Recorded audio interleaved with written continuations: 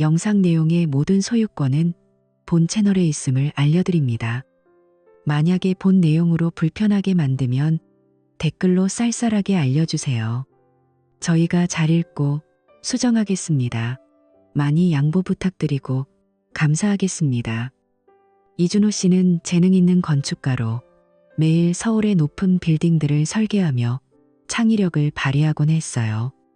그의 아내 다연 씨는 그래픽 디자이너로 색채와 형태를 자유자재로 다루며 클라이언트들의 마음을 사로잡는 작품을 만들어내는 사람이었죠. 두 사람이 결혼한 지 벌써 5년이 되었답니다.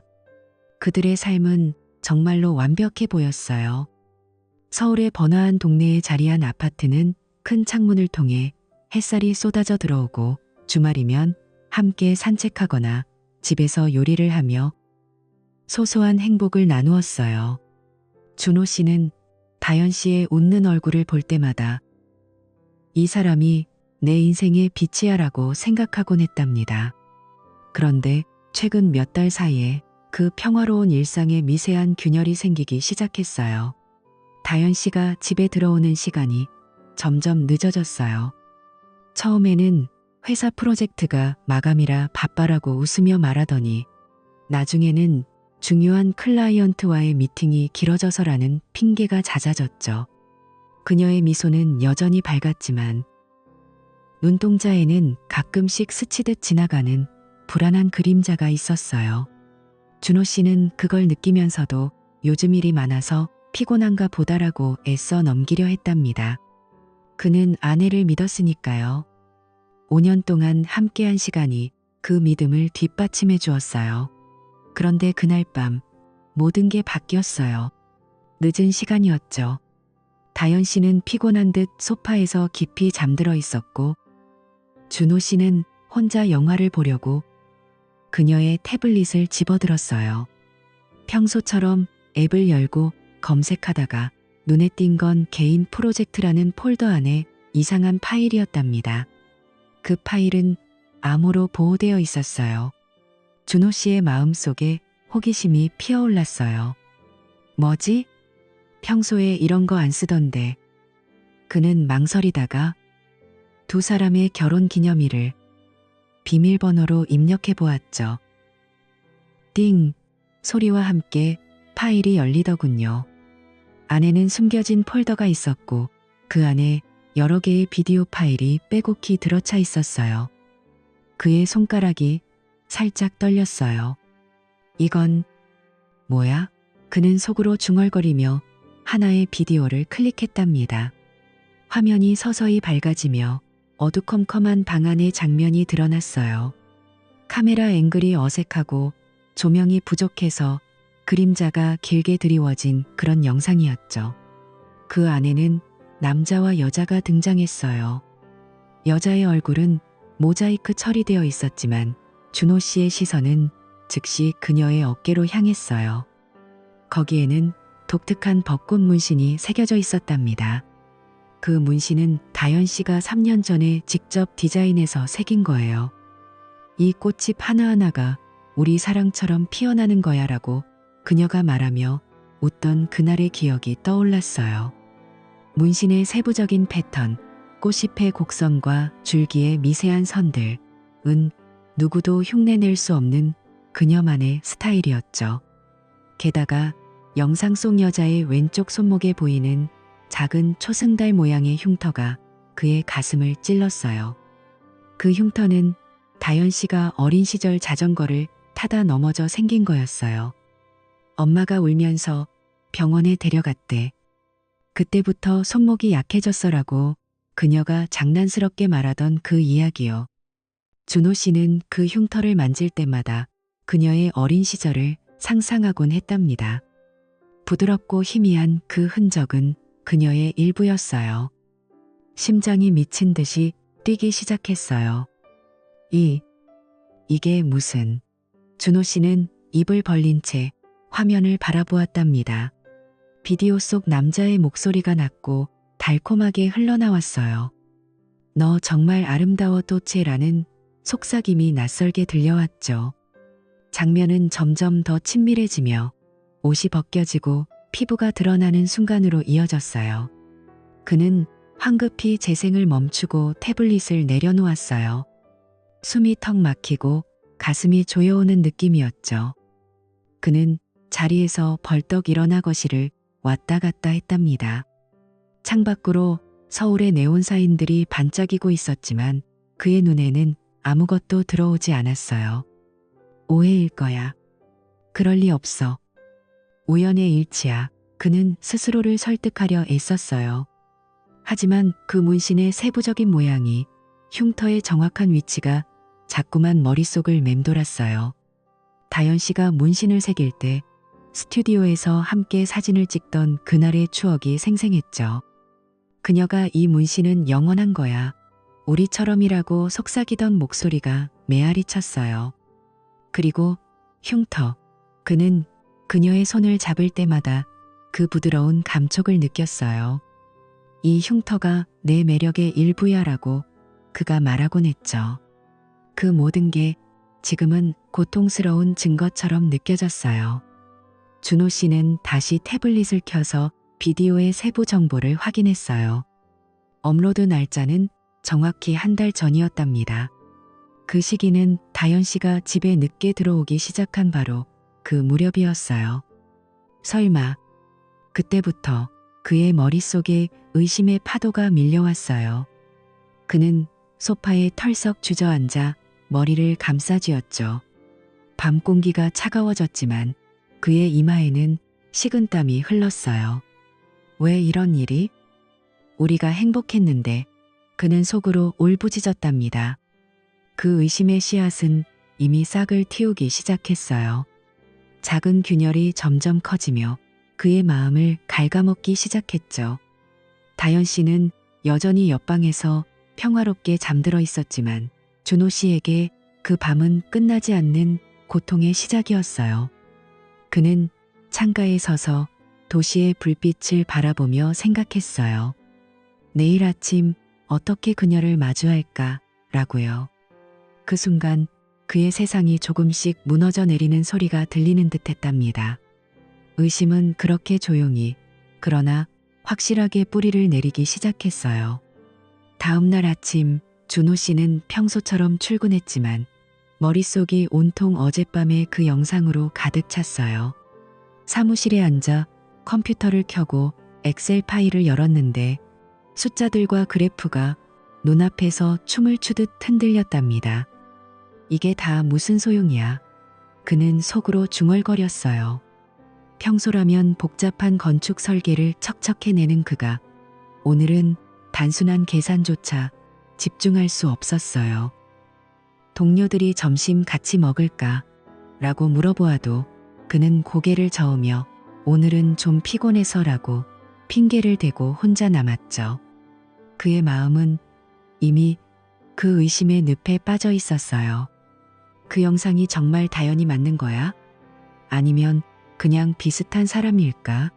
이런 질문들이 머릿속을 맴돌았답니다.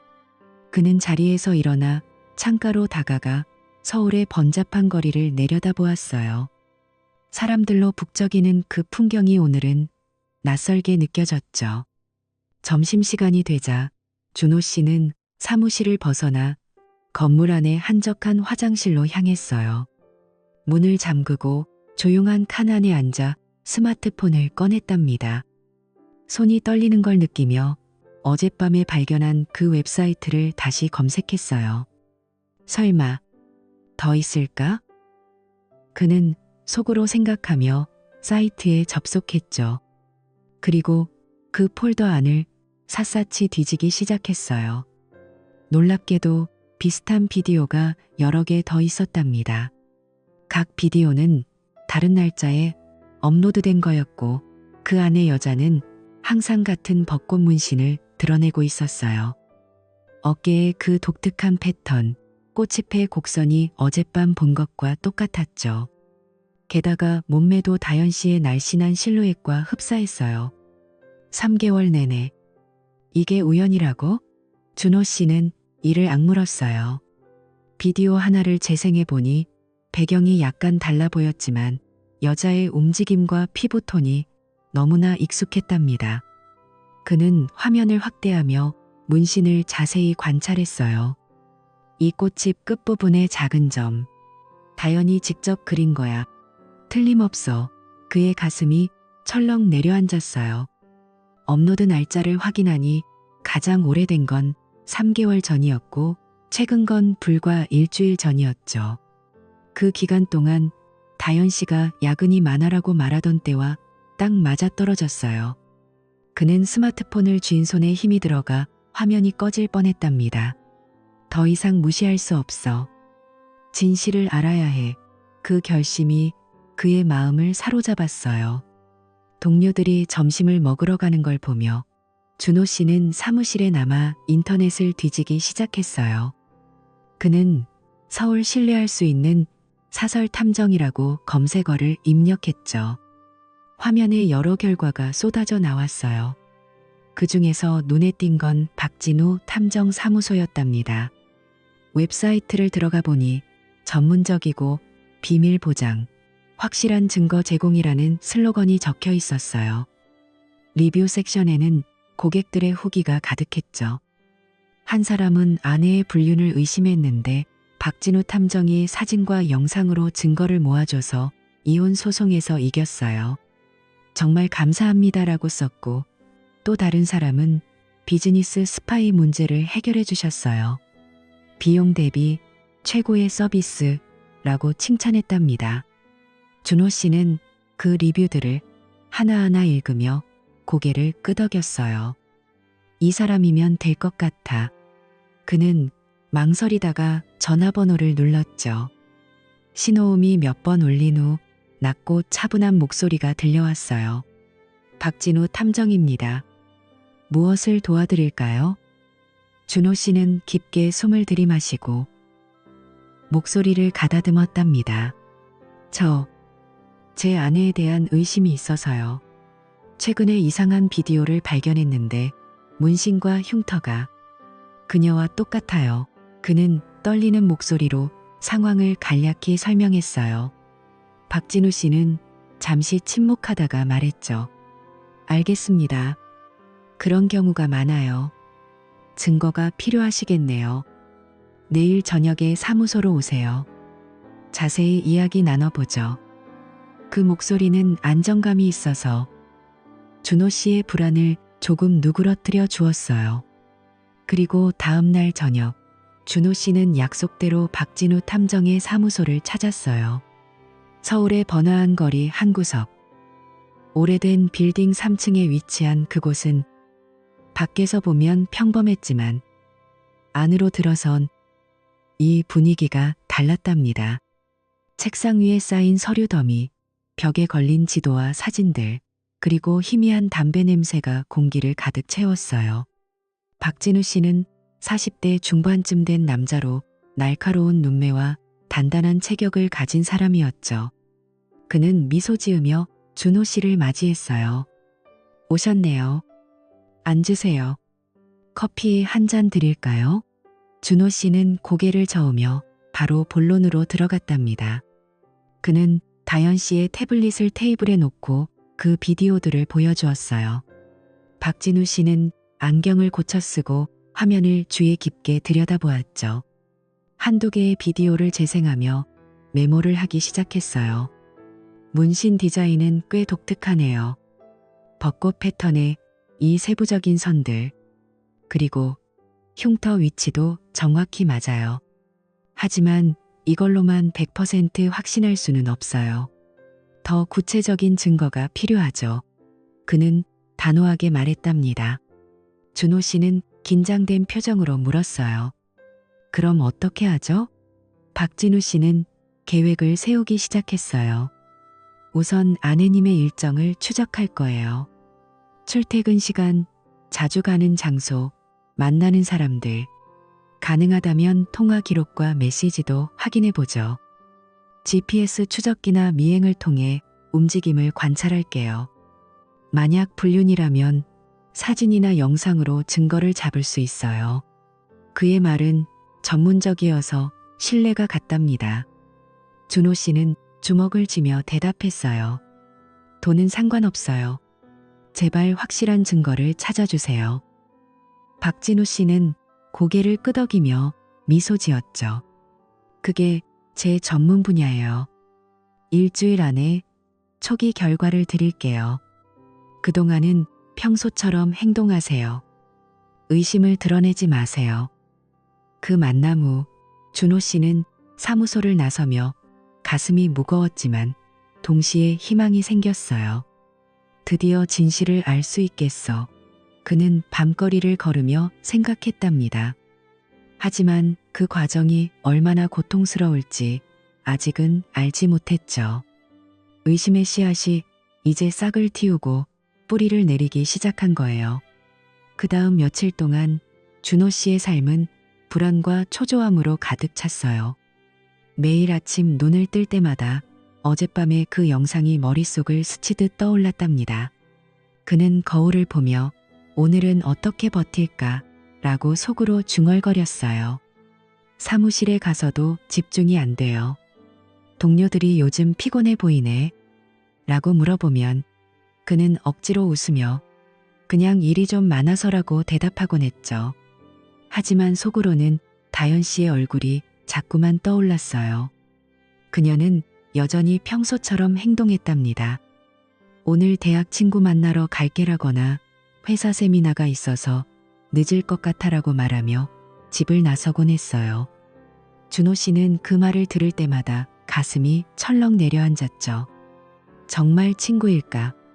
아니면 그는 애써 그 생각을 떨쳐내려 했지만 이미 의심의 씨앗이 뿌리를 깊이 내린 상태였어요. 매일 저녁 그는 박진우 탐정과 연락을 주고받았답니다. 다현 씨의 일정에 대해 알려주며 오늘은 언제쯤 올까요? 라고 물어보기도 했죠. 박진우 씨는 걱정 마세요.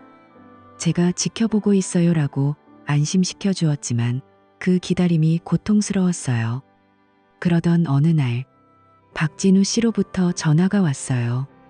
준호 씨, 지금 당장 만나야 할 것 같아요. 중요한 걸 찾았어요. 그 목소리가 평소보다 긴장되어 있었답니다. 준호 씨의 심장이 순간 멎는 듯 했어요. 그는 서둘러 사무실을 나와 택시를 타고 탐정 사무소로 향했죠. 창밖으로 스치듯 지나가는 서울의 거리가 오늘은 유난히 느리게 느껴졌어요. 무슨 일이야? 설마. 그는 손을 꼭 쥐며 불안을 삼켰답니다. 사무소에 도착하자 박진우 씨가 문을 열어주며 어서 오세요라고 말했어요. 테이블 위에는 이미 서류와 사진들이 놓여 있었죠. 박진우 씨가 한 장의 사진을 내려놓았답니다. 그 안에는 다현 씨가 고급스러운 카페에서 낯선 남자와 마주 앉아있는 장면이 찍혀 있었어요. 그녀의 손이 살짝 그의 팔에 닿아 있었죠. 빛이 부드럽게 들어오는 창가 자리에 앉아 웃고 있는 그녀의 모습이 준호 씨에게는 칼처럼 날카롭게 다가왔어요. 이 남자의 체격이 비디오 속 사람과 비슷해요. 라고 박진우 씨가 단호하게 말했답니다. 준호 씨의 손이 떨리기 시작했어요. 그는 사진을 가까이 들여다보며 이게 정말 다현이에요. 라고 목이 메인 목소리로 물었죠. 박진우 씨는 고개를 끄덕이며 아직 결론 짓기엔 일러요. 하지만 더 파고들 가치가 있어요. 라고 대답했답니다. 준호 씨는 그 사진을 쥐고 사무소를 나서며 마음이 산산조각 나는 기분이었어요. 왜 이런 일이? 그는 집으로 가는 길에 혼자 울음을 삼켰죠. 그 후로도 조사는 계속되었어요. 준호 씨는 박진우 씨를 믿고 기다렸답니다. 며칠이 지나자 또다시 박진우 씨로부터 연락이 왔어요. 오늘 다현 씨가 강남의 한 호텔에 갔어요. 혼자가 아니에요. 그 말에 준호 씨의 피가 거꾸로 솟는 듯 했어요. 그는 즉시 전화를 걸어 호텔? 누구랑요?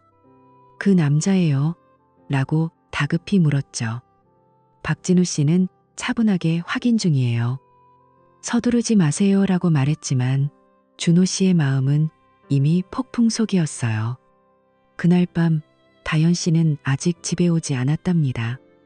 준호 씨는 거실을 서성거리며 초조하게 기다렸어요. 시계 바늘이 똑딱거리는 소리가 그의 신경을 건드렸죠. 그러다 눈에 띈 건 테이블 위에 아무렇게나 놓인 다연 씨의 노트북이었어요. 평소에 비밀번호 걸어두지 않았나? 그는 망설이다가 노트북을 열었죠. 놀랍게도 잠금이 풀려 있었답니다. 그의 손가락이 키보드를 두드리며 검색을 시작했어요. 백업이라는 폴더가 눈에 띄었죠. 안으로 들어가 보니 여러 비디오 파일이 있었어요. 준호 씨는 가슴이 덜컹하며 하나의 파일을 클릭했답니다. 화면에 익숙한 장면이 펼쳐졌어요. 벚꽃 문신과 손목의 초승달 흉터가 선명하게 보였죠. 이번에는 남자의 얼굴이 조금 더 선명하게 드러났어요. 그의 체격과 표정이 카페 사진 속 남자와 똑같았답니다. 이게 어떻게? 준호 씨는 소리를 지를 뻔했어요. 그는 즉시 박진우 씨에게 전화를 걸었죠. 탐정님, 다연의 노트북에서 더 많은 비디오를 찾았어요. 그의 목소리가 떨렸답니다. 박진우 씨는 바로 가져오세요. 라고 말하며 그를 불렀어요. 사무소에서 노트북을 확인한 후 박진우 씨는 추가 사진들을 보여주었죠. 다연 씨와 그 남자가 호텔로 들어가는 장면이었어요. 로비의 화려한 조명 아래 그녀가 그의 팔을 잡고 웃는 모습이 선명하게 찍혀 있었답니다. 이 남자의 목소리가 비디오 속과 비슷해요라고 박진우 씨가 분석하며 말했어요. 준호 씨는 고통스러운 표정으로 왜 다연이 이런 짓을 이라고 중얼거렸죠. 박진우 씨는 어깨를 토닥이며 아직 확실하지 않아요. 더 깊이 파보조라고 안심시켰답니다. 그 후 박진우 씨는 다연 씨의 클라우드 계정을 분석하기 시작했어요. 해킹 같은 기술을 동원해 데이터를 추출했죠. 며칠 후 그는 준호 씨를 다시 불렀답니다. 중요한 걸 찾았어요 라고 말하며 USB를 건네주었어요. 다연 씨의 클라우드에서 비디오 파일과 결제 기록을 추출했어요. 준호 씨는 떨리는 손으로 USB를 받으며 결제 기록? 그게 무슨 달이라고 물었죠. 박진우 씨가 화면을 켜서 보여주었답니다. 특정 웹사이트에 비디오를 업로드하고 매달 수백만 원의 돈을 받는 기록이었어요. 날짜와 금액이 빼곡히 적혀 있었죠. 이 사이트는 유료 성인 콘텐츠 플랫폼이에요. 그녀가 돈을 위해 이런 일을 한 거예요. 준호 씨는 믿을 수 없다는 듯 화면을 노려보았어요. 돈 때문에?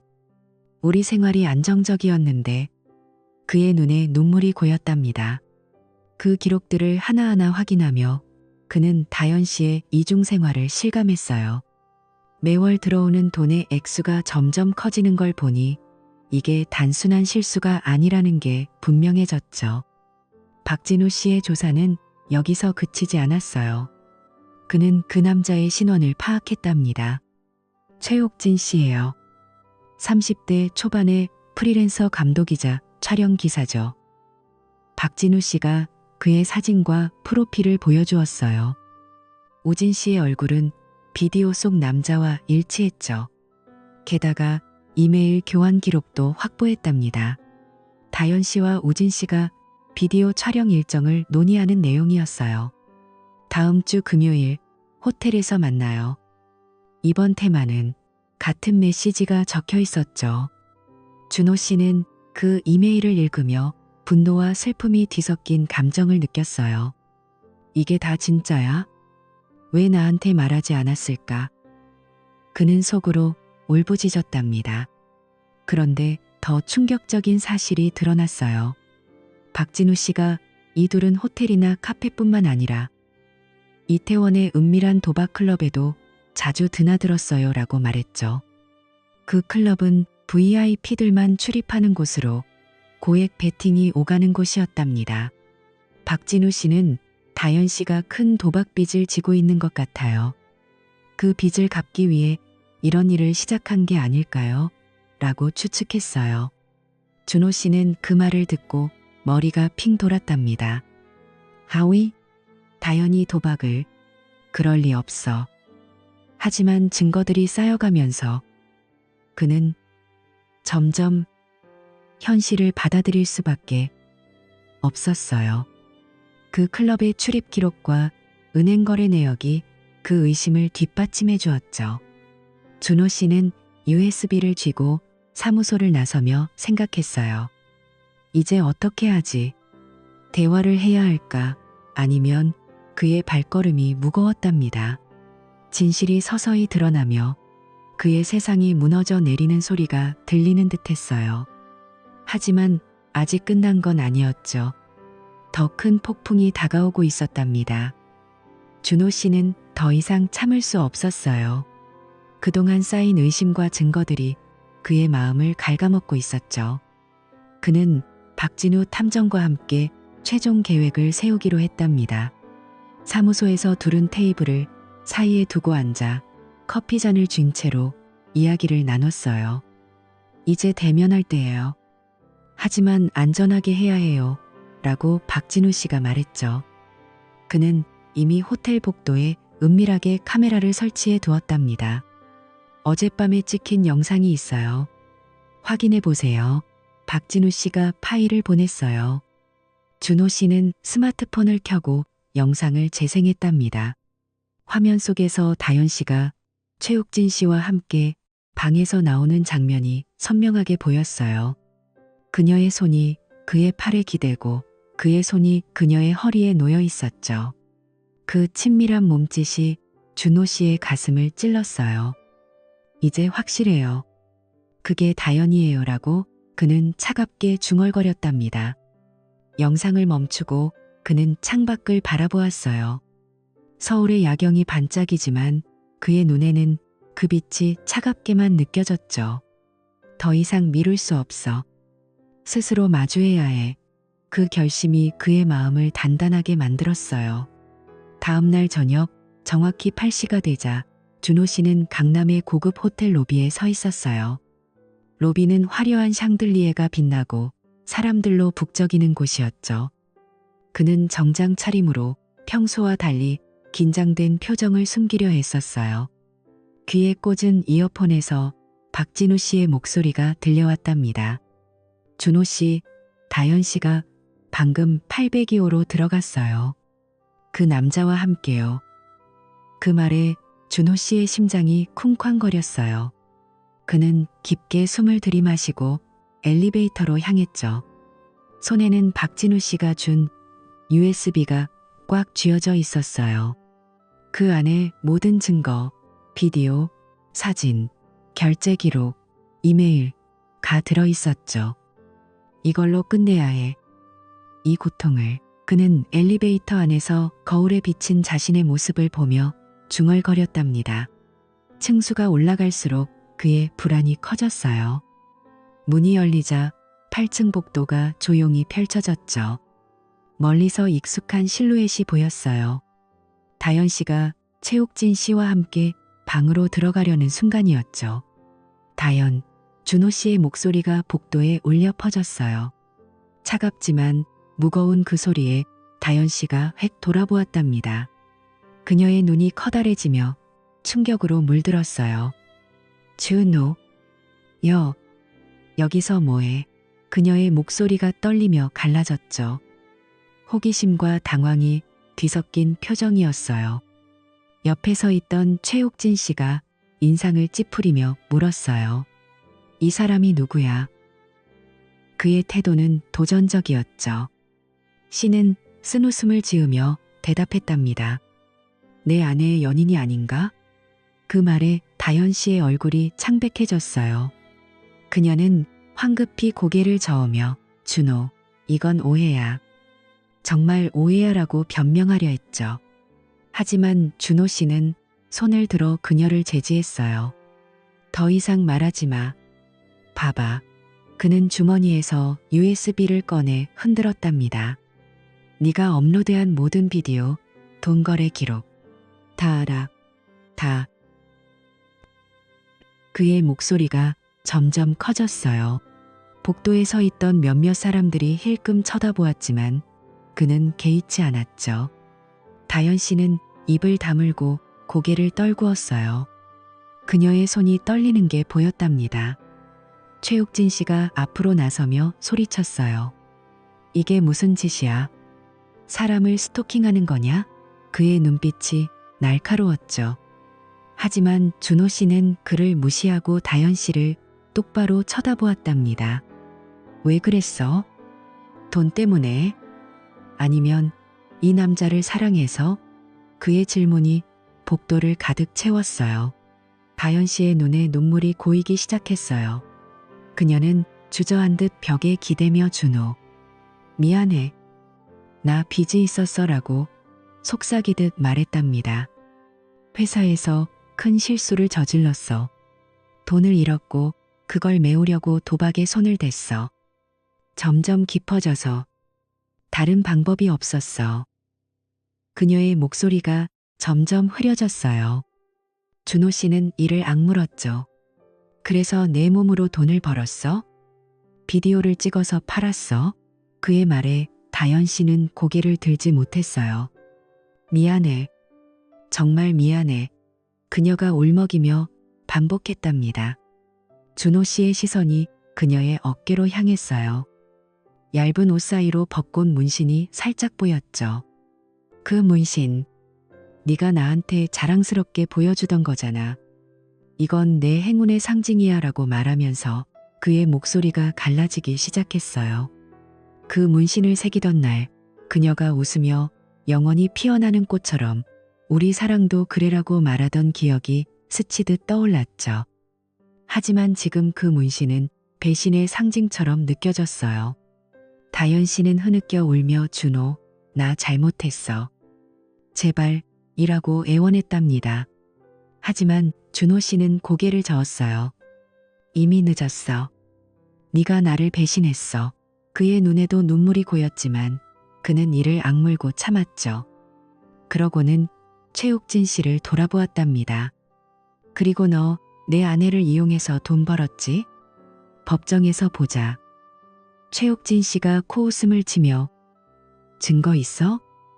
라고 비아냥거렸어요. 준호 씨는 USB를 높이 들며 여기 다 있어. 내 이메일, 비디오, 호텔 출입 기록. 전부. 그의 목소리가 단호했죠. 복도에 긴장된 침묵이 흘렀어요. 다현 씨는 벽에 기대 울고 있었고 최욱진 씨는 불편한 표정으로 물러섰죠. 준호 씨는 그 둘을 한 번 더 바라보고는 등을 돌렸어요. 엘리베이터로 향하는 발걸음이 무거웠답니다. 이게 끝인가? 그는 속으로 중얼거렸어요. 호텔 로비를 나서며 그는 밤 공기를 깊이 들이마셨어요. 바람이 그의 뺨을 스치지만 그 안에 담긴 고통은 쉽게 가시지 않았죠. 진실이 드러난 순간 그의 마음은 산산조각 났지만 동시에 해방감이 스며들기 시작했어요. 하지만 그 앞에 놓인 길은 아직 멀고 험난했답니다. 그날 밤 준호 씨는 박진우 탐정과 함께 경찰서로 향했어요. 서울의 거리는 여전히 번잡했지만 그의 마음은 차갑고 무거웠답니다. 택시 안에서 그는 창밖을 바라보며 생각했어요. 이게 정말로 해야 할 일인가? 하지만 이제 돌아갈 수 없어. 박진우 씨가 옆에서 조용히 말했죠. 준호 씨, 증거가 확실하니 걱정 마세요. 법이 당신 편일 거예요. 경찰서에 도착하자 로비의 형광등 불빛이 그들의 얼굴을 비추었어요. 준호 씨는 손에 쥔 USB를 꽉 움켜쥐었죠. 그 안에 모든 게 들어 있었어요. 비디오 파일, 다현 씨의 클라우드 데이터, 결제, 기록, 호텔, CCTV 영상. 그는 데스크로 다가가 목소리를 가다듬고 말했답니다. 제 아내가 불법 성인 콘텐츠를 제작하고 유포했어요. 그의 목소리가 단호했어요. 경찰관이 고개를 들고 물었죠. 증거가 있나요? 준호 씨는 USB를 내밀며 여기 다 있어요. 자세히 보세요. 라고 대답했답니다. 경찰관이 자료를 확인하며 고개를 끄덕였어요. 이 정도면 수사를 시작할 수 있겠네요. 자세한 이야기를 들려주세요. 준호 씨는 자리에 앉아 모든 걸 털어놓았답니다.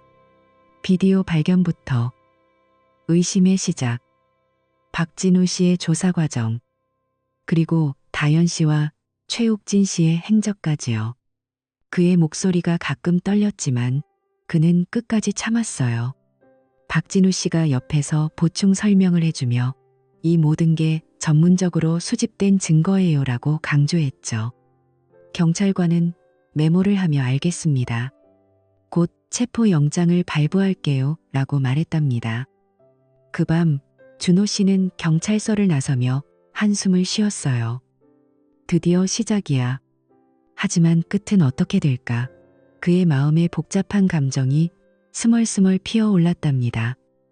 그리고 마침내 다현 씨와 최욱진 씨가 체포되었어요. 경찰서 조사실에서 다현 씨는 눈물을 흘리며 애원했답니다. 준호, 나 정말 잘못했어. 제발 용서해줘. 그녀의 목소리가 떨리고 눈은 붉게 충혈되어 있었어요. 그녀는 무릎을 꿇듯 고개를 숙였죠. 하지만 준호 씨는 차갑게 등을 돌렸어요. 너는 내 아내였어. 하지만 이제 아니야. 그의 말은 메아리처럼 조사실에 울려 퍼졌답니다. 다현 씨는 더 크게 울음을 터뜨렸지만 그는 한 번도 돌아보지 않았어요.